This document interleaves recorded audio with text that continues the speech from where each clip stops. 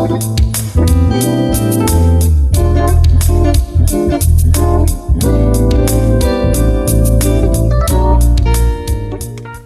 everyone, this is Tony Reeves and welcome to another edition of In the Know.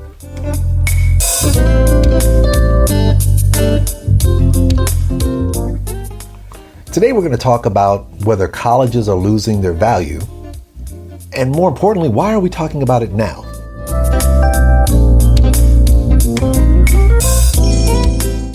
I'm going to go ahead and say I'm one of those old heads, and I know a lot of times people like to talk about, well, back in the day. Well, I'll be honest, when talking about the value of college now, using the phrase back in the day is probably the best place to start. So let's talk about what I call the cost-benefit analysis of actually going to college. You figure that my mom graduated from the University of Arkansas at Pine Bluff in about 1967. So I think roughly her 4 years of college may have cost her anywhere between $3,000 to $4,000. Now, I know we like to talk about the relevance in terms of the cost of living or cost adjustment for these times, but let's just stop and think about the fact that literally for her to get 4 years of college, she could have done so under $10,000. Now, I went to school and graduated in 91. My going to school was a little bit more expensive, so it was probably roughly in about $15,000 to $16,000 per year range. Yes, it was expensive, but relative to where we are now today, it was fairly affordable.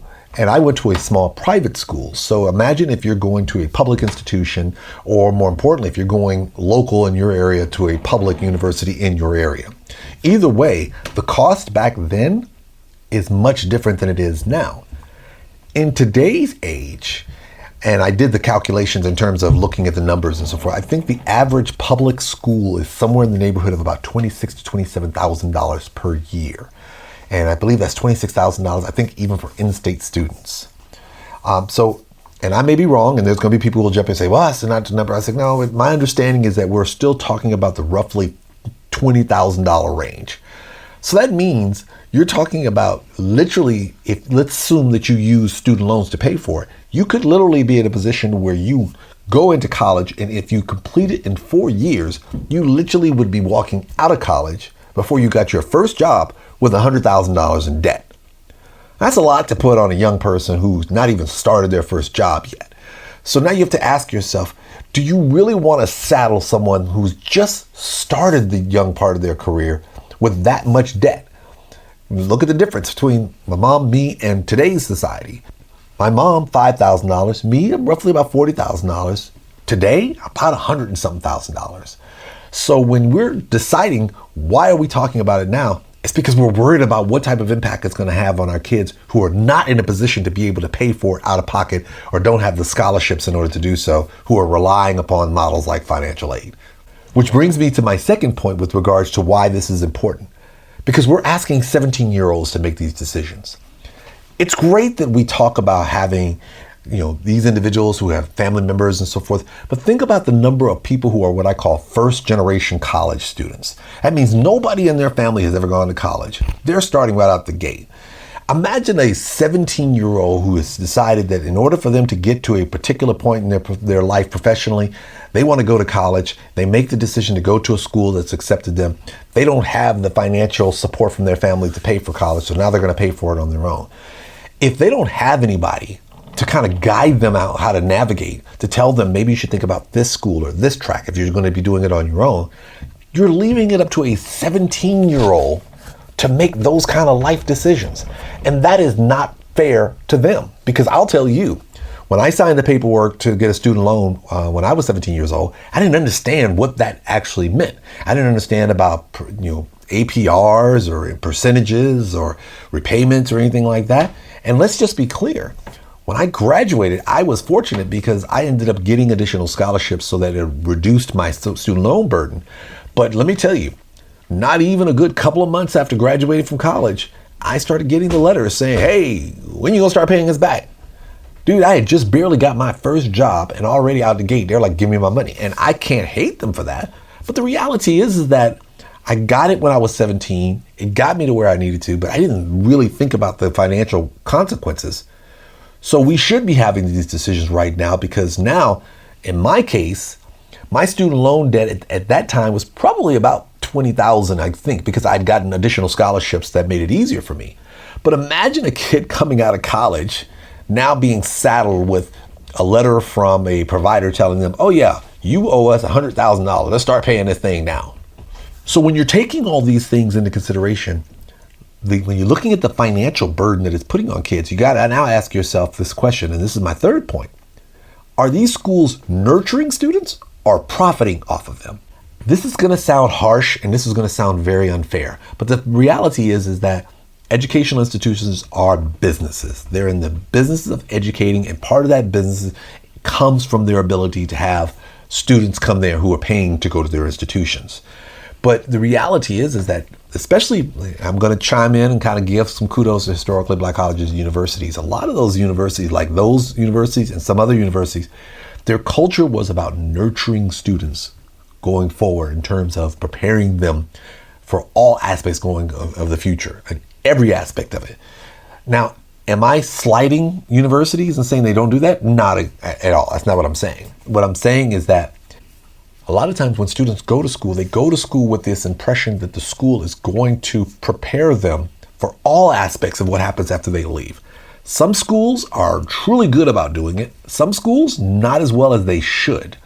So now, if a child or a young person going into the college environment, university environment, if they don't know that ahead of time, well, guess what?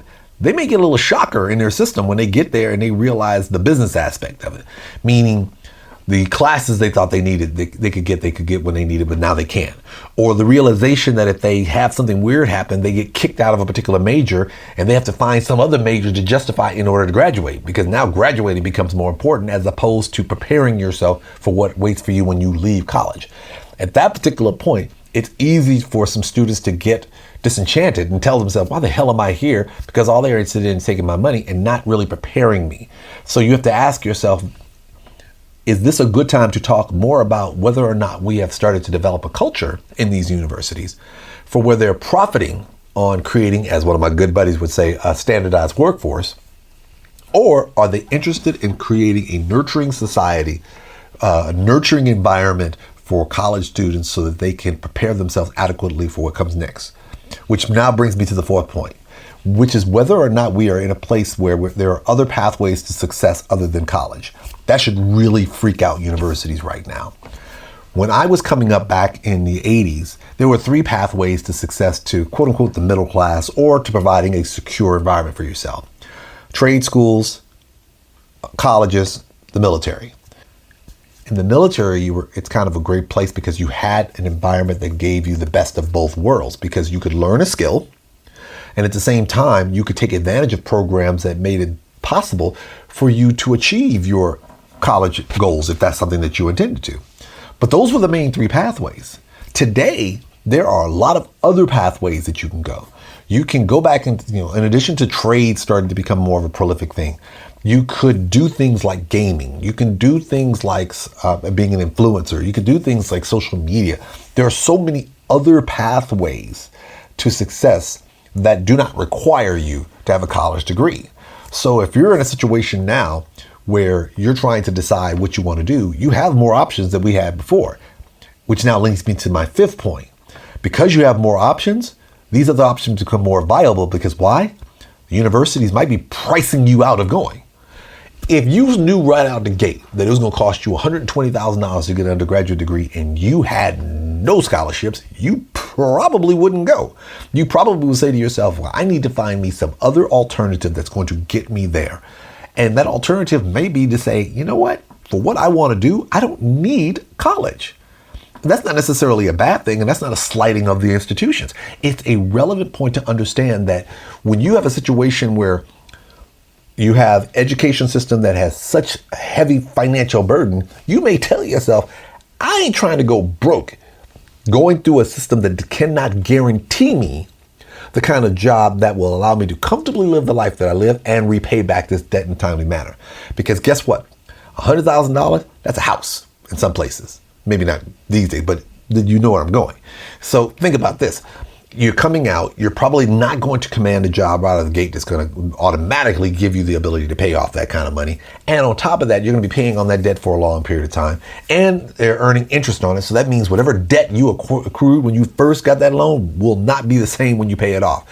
Once you start pricing yourself out of the situation, you then tell yourself, maybe this might not work for me. Which brings me to my last point, which is why talking about losing the value now is so crucial. Because students are now realizing that they have to be strategic about going to college.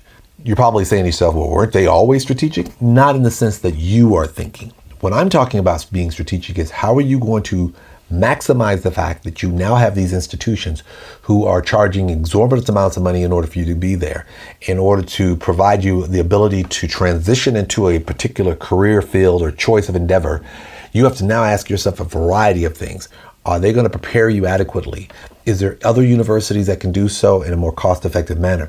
Is it to your benefit to go to this university? Are they committed towards working with you to find other alternatives to fund and finance your ability to go through these things? All of these things become more relevant questions, and you're going to say to yourself, haven't these always been the case? I'm going to say no. Why? Because guess what? In the past, in earlier days, going to college, yes, was considered a privilege, and as it is today. And you probably tell yourself, yeah, back then you were strategic. But you probably weren't strategic from the standpoint of thinking, okay, I got to worry about $100,000 student loan debt that I got to pay for the next 30 years. That's a little bit different move. But then the other thing that's even different is that kids are now becoming more savvy because they have more access to information. When I was coming through, most of the information you got about a university, you got from two places, the university itself or the library. Now, students and their families can go onto websites. They can research. They can find groups that can tell you what the good and the bad and the ugly are about attending a university. So now they're in a position when they're looking at whether or not this is something they want to do, if they want to go to your university, they are truly maximizing all the information they have available to them so that they can ensure that whatever strategic decision they make is going to be one that's going to give them a greater return on their investment, as opposed to merely going to the school with the we are the world, I have a dream, I'm going to college type of thing, thinking that it's going to automatically open the door without realizing that there's a little bit more to it. So why are we talking about colleges losing their value right now? Because they are losing their value right now.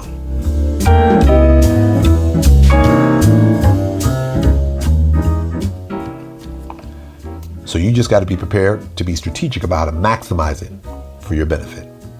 That's it for another edition of In the Know. I am Tony Reeves, and as always, stay real, stay true, and stay safe.